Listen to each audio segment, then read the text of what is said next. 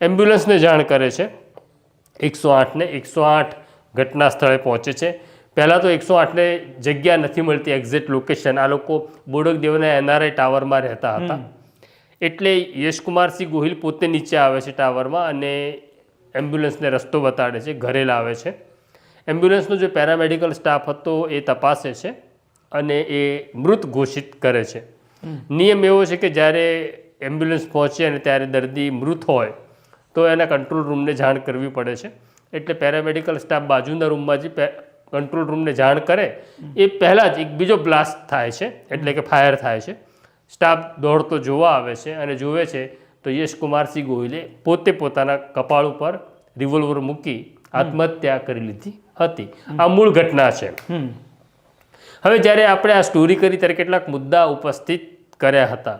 પહેલો મુદ્દો એવો હતો કે રાજેશ્રી બા છે એમના માથાના ભાગે એટલે પાછળના ભાગે ગોળી વાગી હતી.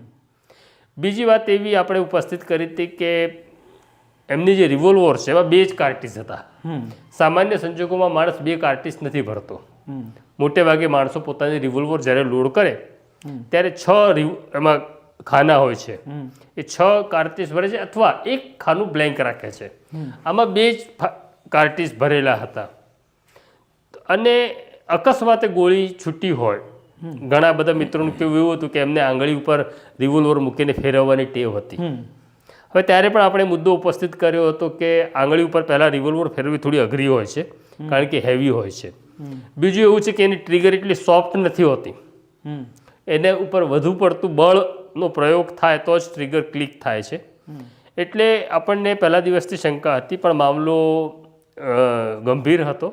તપાસનો પોલીસની તપાસનો વિષય હતો.